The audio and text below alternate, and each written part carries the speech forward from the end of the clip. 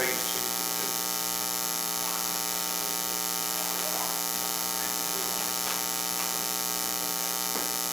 Be a good way to start out our lesson this morning, I think.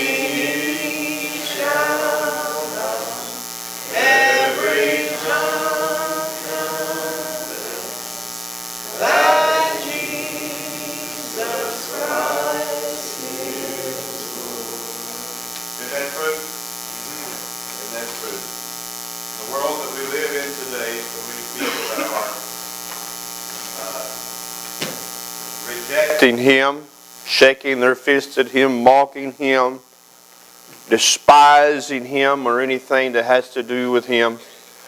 Every knee shall bow and every tongue shall confess that he is Lord. I preach it like this, that either you will bow in this life or in the life that's to come. Amen? Amen. All right, Genesis chapter 25 for our Sunday school lesson this morning.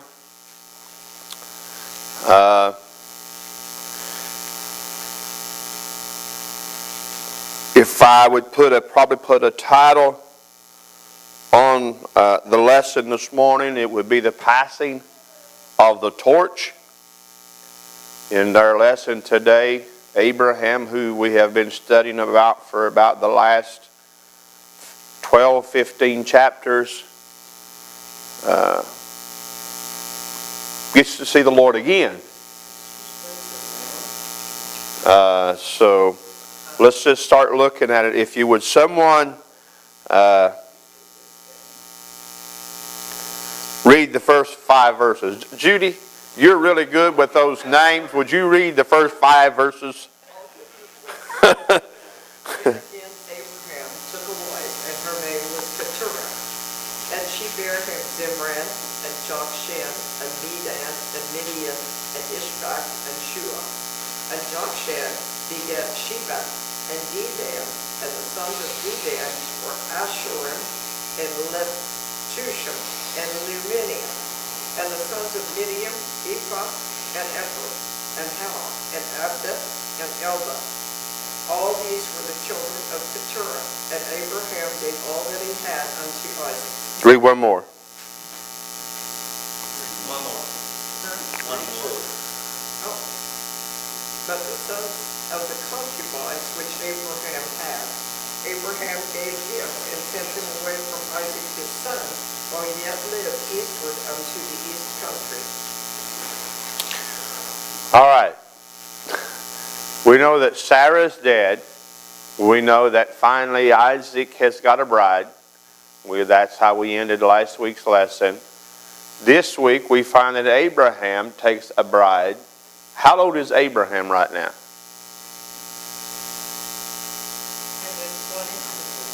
120. Nope. 140. How do I know that? Because you'll see here just a few minutes in our lessons that Isaac is now 40 years old when he marries Rebekah. How old was Abraham when Isaac was born? 100. So Abraham is now 140 years old. He gets married. We don't know anything about this girl, where she came from, what nationality she is. What I gather out of what we see here is that she was a concubine unto him. In other words, in my honest opinion, from what I can gather, she's probably one of his maidservants. I know Abraham lived, 175? 185. That's in our lesson today as well, because he passed, when I say the, huh? Yeah, 175, which is 3, yeah. So, Before he died, he lived with this Keturah for 35 years. several years. 35 years. He had all these sons. There's some of them that, like Midian. Anybody you ever hear of the Midianites? Later on, who fights against the Midianites? Anybody remember? You say it, no, I don't remember that. Oh, he fleeced the Lord to death. Gideon fought against the children of the Midianites, or the children of Midian.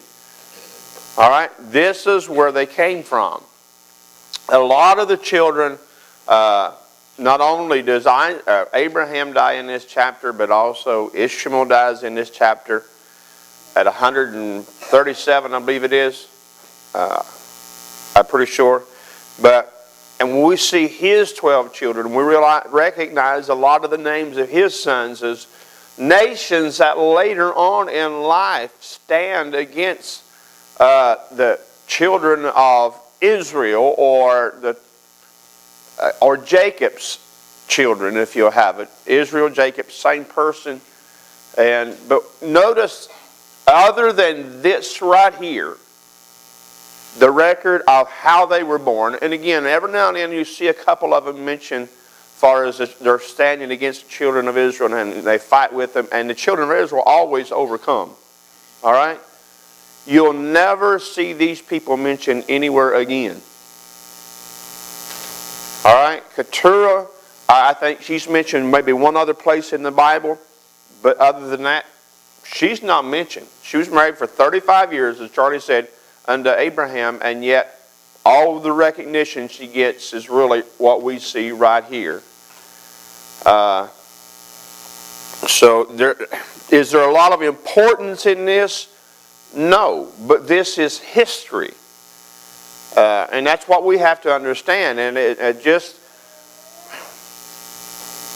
look how that God blessed Abraham. I mean, we know that they jumped ahead of God during the promise, and he went in, and there came Ishmael out of that, and God wasn't in that. But the promised one was Isaac.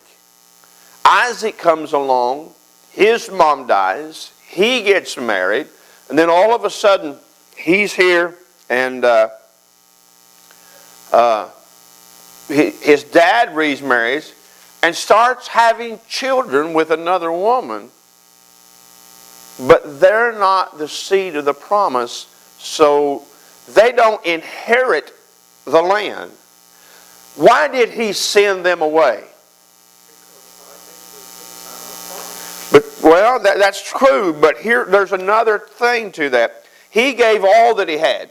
She read that there. He gave all that he had unto Isaac, there in verse 5, right? And Abraham gave all that he had unto Isaac, but unto the sons of the concubines and which Abraham had, Abraham gave gifts and sent them away from Isaac his son, while he yet lived eastward unto the east country. Why did he send them away? So they would not bother him to try to overtake him. How many knows? I mean, how many sons were there born there? About 10? Is that right? I didn't count them. There's 1, 2, 3, 4, 5, 6. 6, all right? And then it talks about the grandsons that was born there unto those 6. But everybody knows that 6 against 1, who's going to win? He sent them away lest, number one, they don't have the teaching that Isaac has had. Remember, he's an old man now. He's 140 years old. And when these children are actually that or maybe a little older when these children start being born. So as these children are being born, he's not able to teach them. I'm sure he worshiped God in front of them. But he did not invest the time in them that he did Isaac. He's the beloved son, right? Next, someone read verses 7 through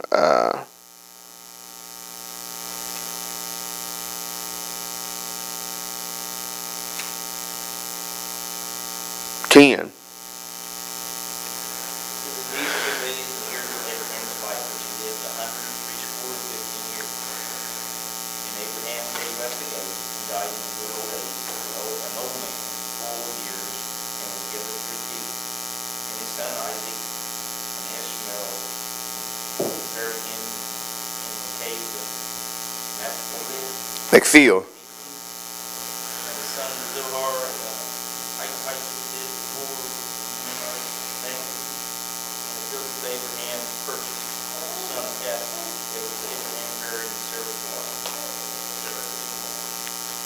Now, I want you to, within 2 chapters, all right, Abraham buys a field, buries his wife, and now Abraham himself is buried.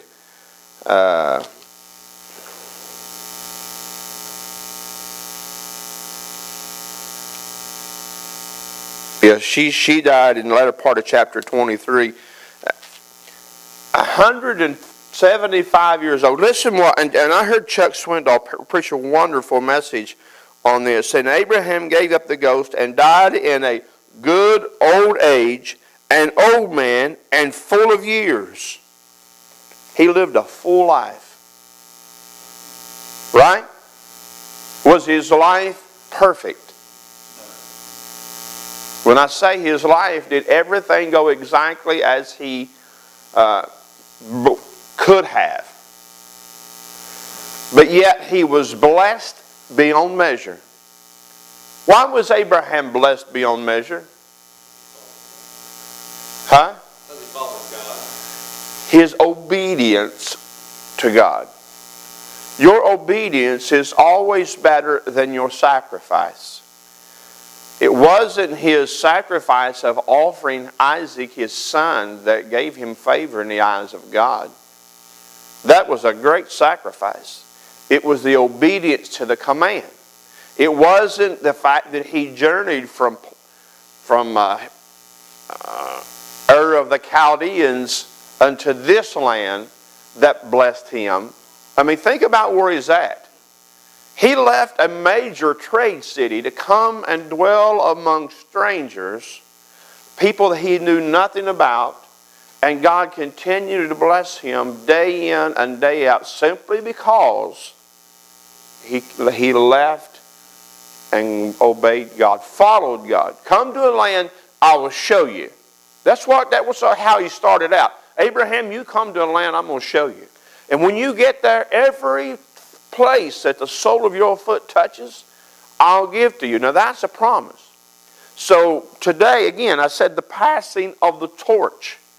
Abraham died. Remember, Ishmael's been gone for how many years? Probably at least 35 years.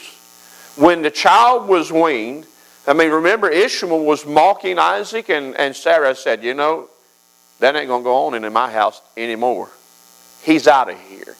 Send him and his mother away. Remember that? So when he was about 14, 15 years old, he was pack your bags, bud, and leave. Mom, you know, Sarah said you got to go. And remember, everybody, all the men know, if Mama ain't happy, ain't nobody happy. Right? Justin, have you learned that yet? Okay. Just say amen. All right. And it came to pass after the death of Abraham that God blessed his son Isaac, and Isaac dwelt in the land of Lahari. Is that how you would say that, Judy? That's close? He lives at this place. A lot of these, again, this is just history, but notice the one phrase there. And God blessed Isaac. Now, why is God blessing Isaac here? He's already given everything he had. Isaac had been blessed by his father, by inherited everything that Abraham. But why did God bless Isaac? For Abraham's sake. I will bless your seed. I will multiply your seed. It goes back to the seed. The promise was made to one man, but the blessing carried on, and that blessing still carries on today. Israel still, that nation is still the apple of God's eye. I realize today they're not what they should be. They're not what they're going to be. But they're still the apple of God's eye. You know, that the Bible commands you and I to pray for the peace of Jerusalem. It says if we will pray or if we will bless them, that He will bless us. That promise is to His seed, but it was given to Him. We see that torch. For God to bless Isaac, there had to be something going on in his life. What would that something be? He had to be worshiping God. If Isaac is not worshiping God, do you think God's going to bless him? If he's living an idolatrous life and he's bowing down before false gods, is God going to bless him? Now I realize in today's society it rains on the just as well as the unjust. And some people take it because they're being blessed and they're prosperous and they're healthy and they've gained all these material possessions here in this life, that evidently things are all right between them and God because they're not having any issues. I mean, there's money in the bank, everybody's healthy, they've got 3 cars and a boat and a 4-wheeler and an RV and all this. They've got everything they want in life. And they think because of that God, well, evidently, God ain't striking me for anything. It rains on the just as well as the unjust. But yet we see Christians that love God with all of their heart, soul, mind, and strength, that seemingly go into battle after battle after battle after battle. And you're like, why? It rains on the just as well as the unjust. Does that mean God doesn't love that Christian that's trying to serve Him and He loves the sinner that neglects Him? I'm going to tell you something. The person that is enjoying the flesh to the fullness, they may be enjoying it now, but corruption's coming. Those that are serving God and trusting Him and following the things of God, in the end, that's when our payday comes. We reap some dividends here, but payday's not here, church.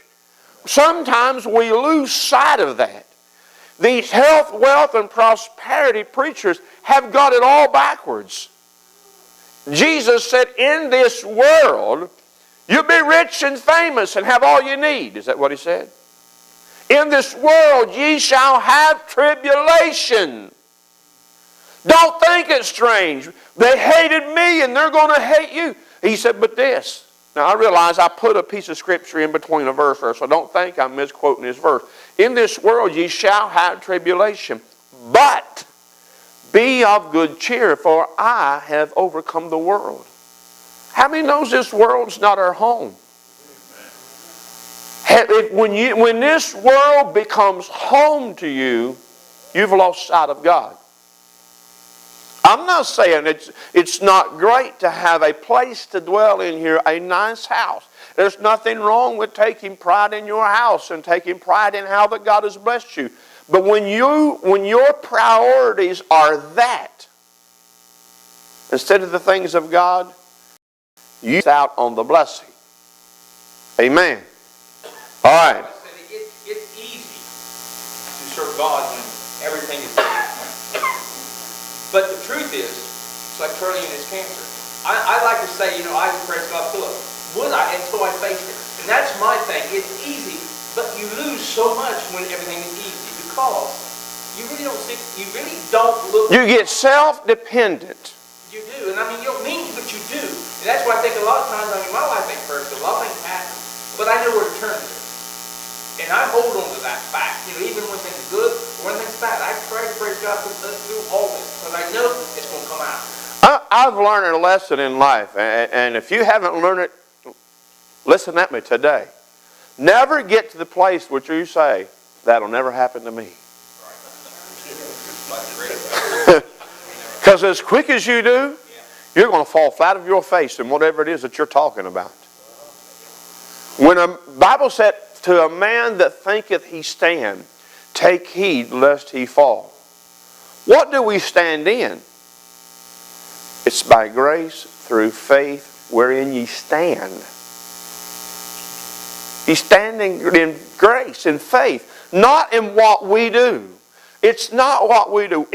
There is doing to be a Christian, but it's not what we do that makes us a Christian. We do Christian things because we are a Christian. Not that it makes us a Christian, because we are that child of God. Right? Brother Frank, you have something you want to say there? Okay. All right. There's another bunch of names down under there. And it talks about Ishmael's sons, and there's 12 princes, and I'm not going to try to read all of them. Just skip down to verse 16.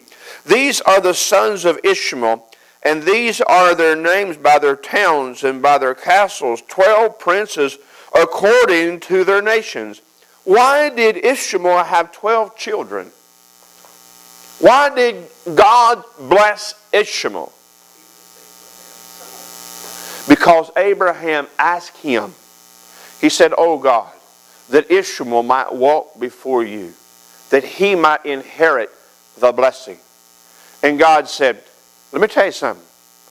Ishmael is not the chosen son. You're going to have a child. Because this is before Isaac's born. He said, "Oh, that he might live before you." He said, he's not the one. I will bless him for your sake, because you have asked me to bless him. I will bless, I will prosper, I will protect him. But he's not the one. Ain't that good? Here's the thing that's ringing in my mind right now. But ye are a chosen generation, a royal priesthood unto our God. You are chosen. Isaac was chosen and blessed by God. You are a chosen generation. Don't leave here without grasping that this morning. Ambassadors for the cause of Christ. Ambassadors. Amen. All right. Let's go on.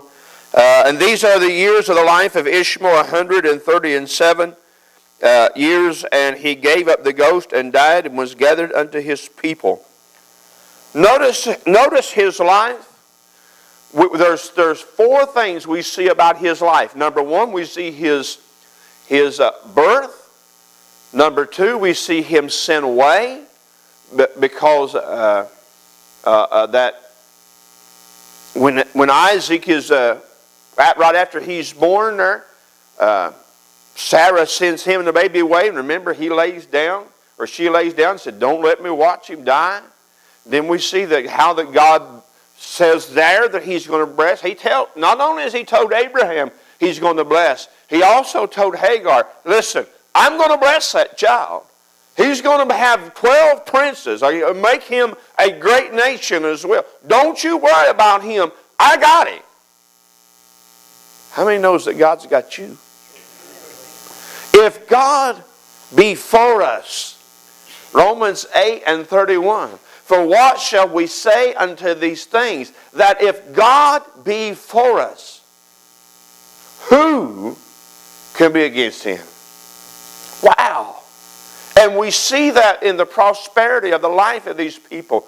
And this is the last time. He's not mentioned much in the rest of the Bible. Anything that he did is never recorded other than he came back here to bury his father.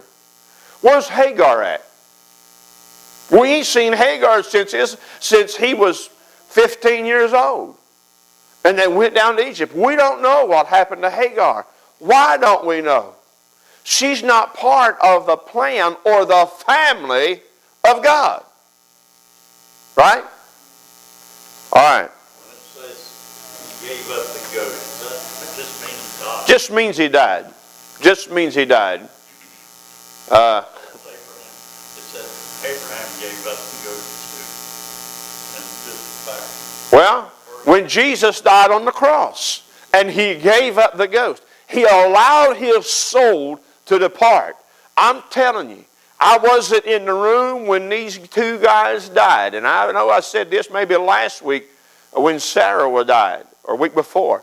But I'm telling you, these fellows fought for every breath to live.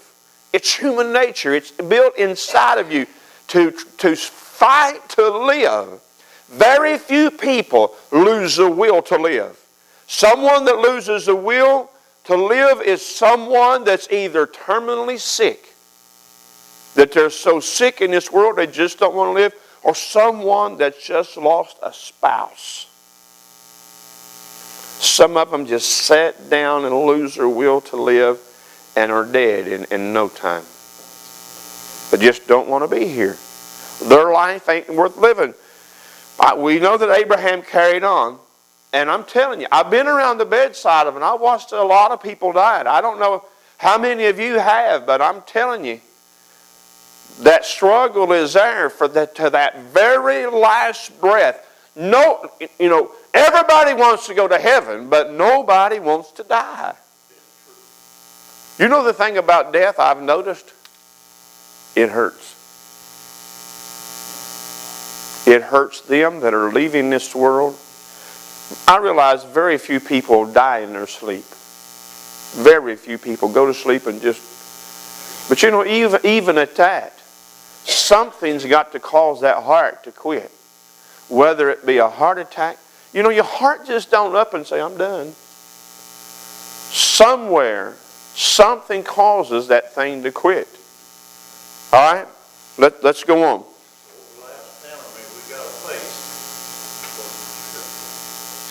All right. And they dwell in, were unto Seir, that is before Egypt. This is talking about Ishmael's sons, as goeth forth toward Assyria. And he died in the presence of all his brethren. How many brethren did he have? What is this speaking of? He died in the presence of all his brethren. It's not just his brothers. It's his people that are around, his whole family. His whole family was in the room when Ishmael took his last breath. That's what that's saying unto you and I. Isaac was 40. Oh, these are the generations of Isaac, Abraham's son. Abraham begat Isaac, and Isaac was 40 years old when he took Rebekah to wife, the daughter of Bethuel the Syrian, of Padan, and the sister of Laban the Syrian. Now, how many years passed from the death of Sarah unto the marriage? How old was Sarah? 127. How old was she when Isaac was born? 90. Right? So he was 37 when she died. He moped and groped and pouted for 3 years because of Mama. He was a mama's boy. I told you, I made that statement a couple of weeks ago. He was a mama's boy. Maybe I made it last week. But these 3 years, he finally marries Isaac. Now, there's something in this next verse that I love. And Isaac entreated the Lord for his wife because she was barren. And the Lord was entreated for him, and Rebekah, his wife, conceived. Now, what does it mean to entreat? To pray or to plead. When you entreat for someone, you ask, plead, pray. A prayer, by the way, is a petition. So this is making a petition to God. And God was entreated, or God heard, God answered, God delivered. Whatever phrase you want to use in that, God heard that prayer, God granted that request, and she conceived. Isn't that great? Does God have respect to persons? So if God answered Isaac's prayer, what's God going to do for you? Brad? If God answered Isaac's prayer, what's God going to do for Brad? He's going to answer your prayer too. You hold to that, folks. God doesn't show partiality. Now, it looks like it. Maybe some people can say, yes, He did. He sent Ishmael away. God said, he's not the one. I didn't choose him. I chose Isaac. Is that showing partiality? What was the difference between Isaac and Ishmael again? Why would God choose him over the other?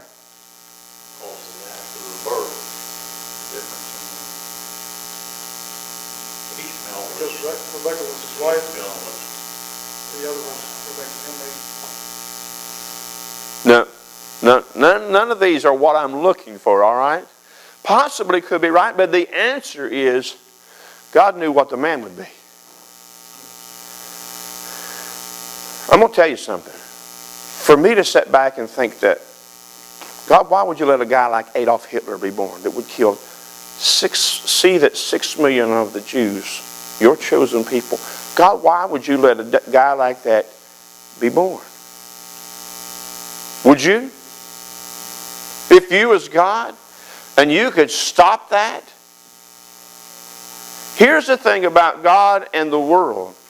God doesn't step in and change the course of man. What God did with mankind was step in and gave the man the choice to change his course.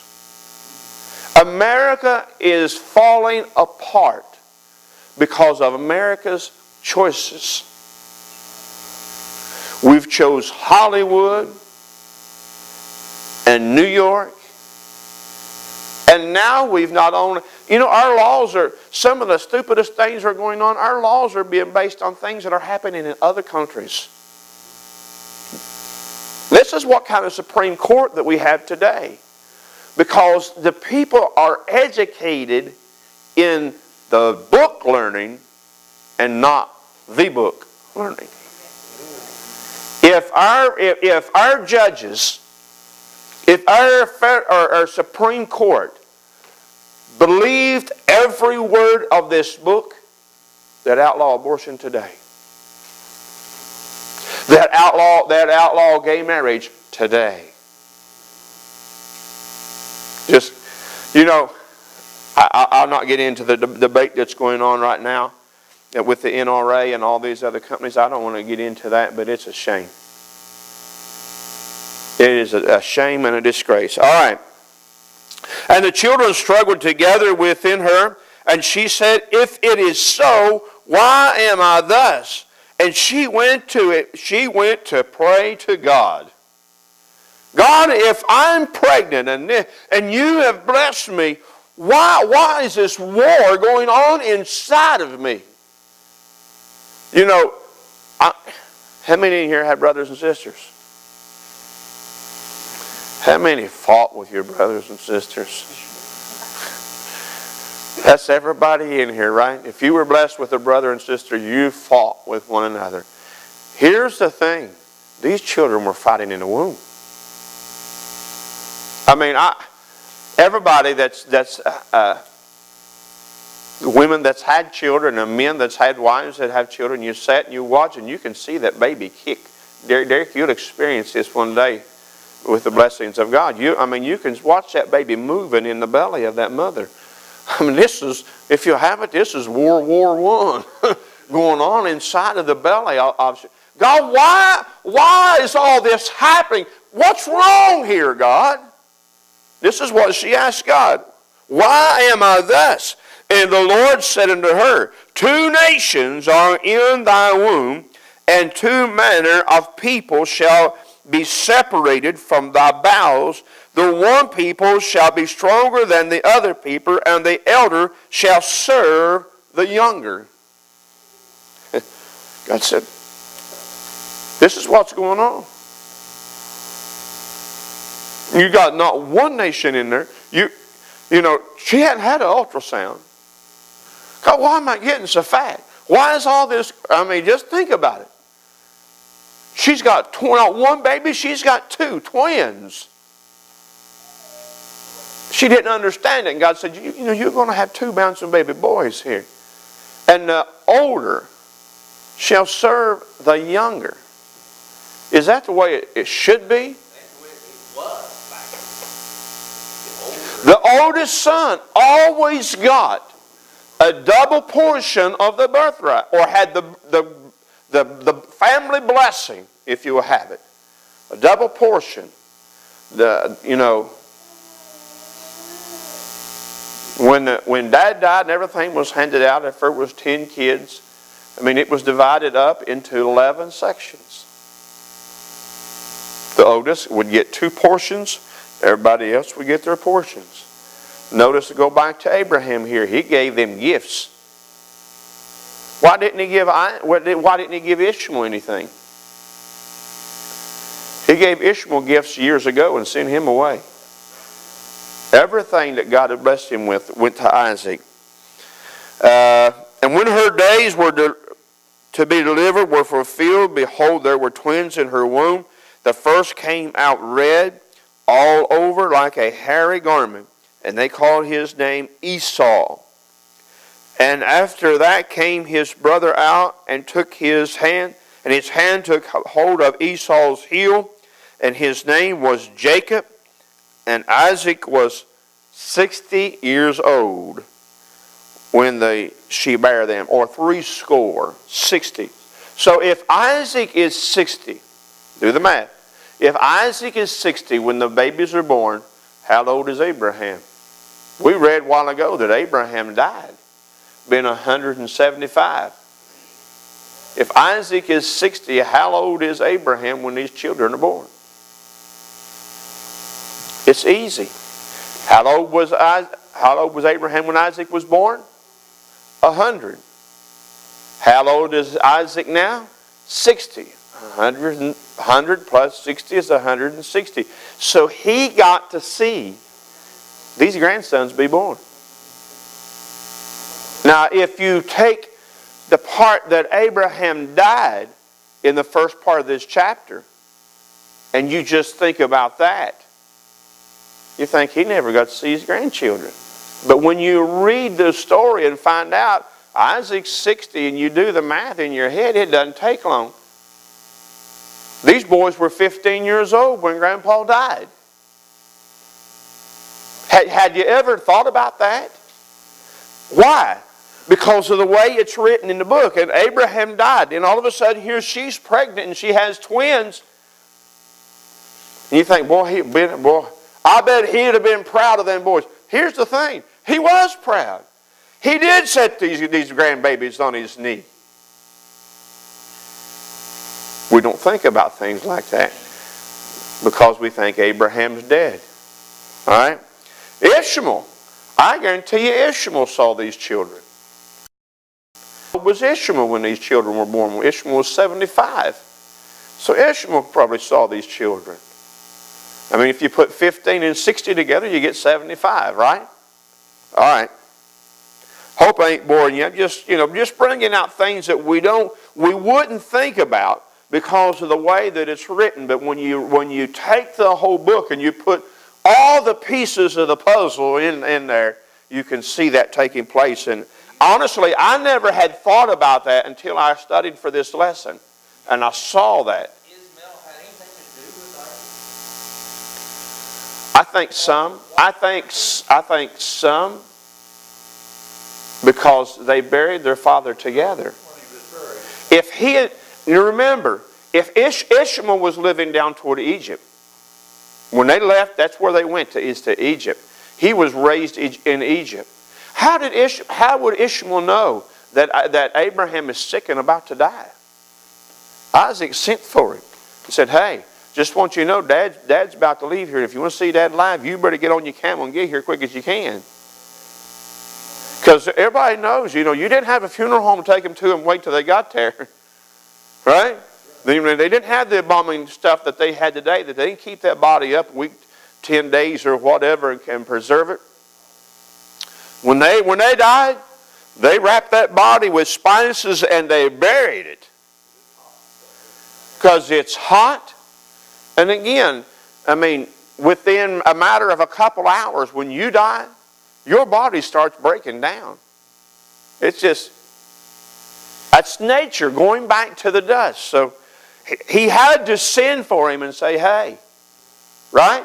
I realize that's not written in the Bible. But we've got to, God gave us this to put 2 and 2 together there. How did he get there? The only way is Isaac said, hey, go get Bub and tell him Dad's about to die. All right?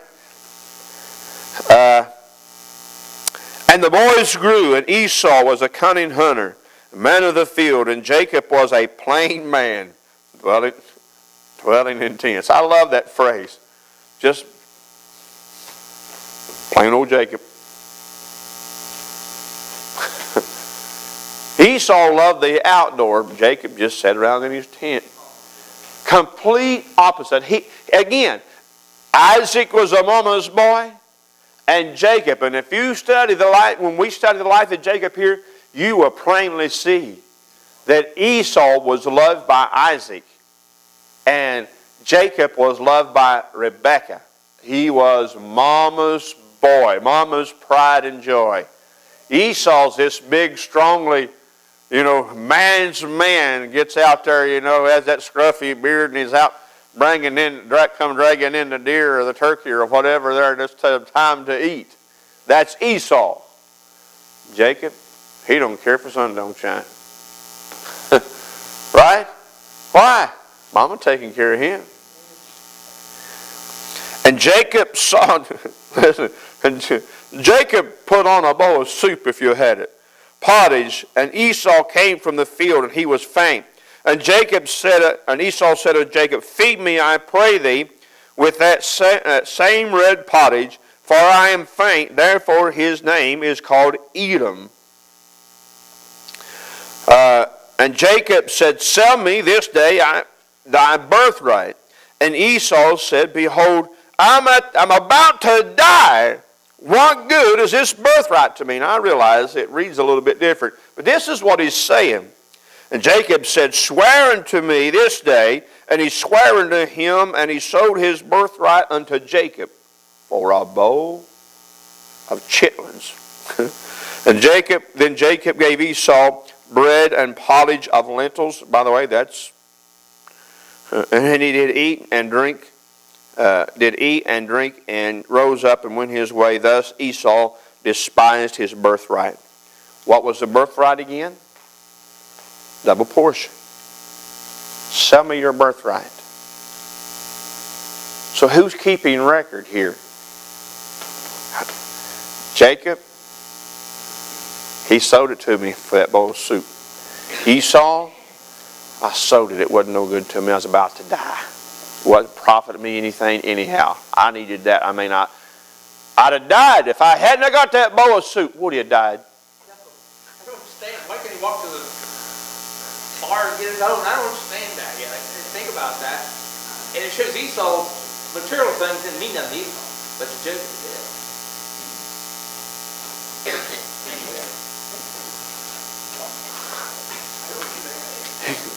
Isn't it amazing what people will sell out for? I mean, this blows my mind. He sold out for a bowl of soup.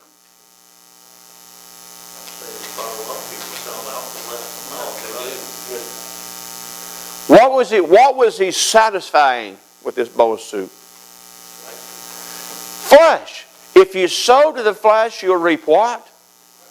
Corruption. But if you sow to the Spirit... Now, there was a third person that kept record of this. Who was it? God. How do we know that? Who inherited the birthright? How did he get the birthright? I know we're not there, and I know it's probably next week's lesson or week after. How did he get the birthright? He tricked his father. His father didn't know anything about this. But by trickery, he went in, tricked his father into receiving that birthright. The greatest blessing that the family had was that birthright. He tricked him. He tricked Dad, but he got it honest. His mother had all to do His with mom that. had the biggest part in that trickery, I think. She's the one that said, go get milk. Put that stuff on you. Because he said, he's going to know it's not easy. No, well, I realize, again, we're jumping way ahead in a couple of chapters. But think about this. Go get the goat skin. He did not kill a goat. All right? And then take that skin and wrap it around his arms. How many knows because that'd still be bleeding? All right? It still stink from the field. Now it did have some smell, but it had to be a hide that was tanned. Had to be. I mean, because if you would grab a hold of that, it'd twist. Would it not? Because if it's, if it's not cleaned up and dressed up and everything dried off of it. Well, he had told, didn't he tell Esau to go get venison and bring it? Oh yeah. So, he But- had blood on his arms from. But what I'm saying is inside, if you've ever skinned an animal, there's fat and there's blood and everything else. It's got to be cleaned off. And it's hard to hold on to if you're trying. So that against any other surface is just going to slide all over the place. But leather, you put leather against your skin. Anybody got leather seats in the car? Huh? I'm talking about real genuine leather, not pleather. Huh? Gary? Are they hard to get in and out of? Well, they're actually sled Why? because they're dry. I mean, they're not. But if you flip that leather over, you've got the finished side.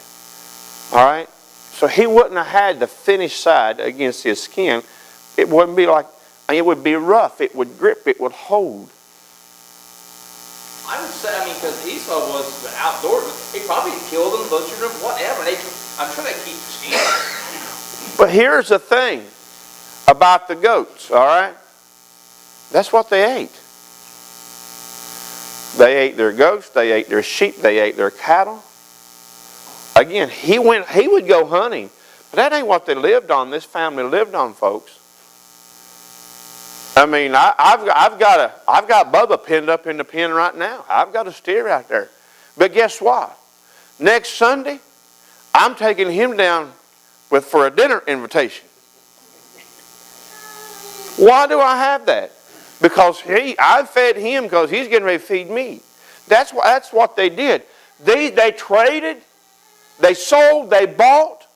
That's how they made their money. All right?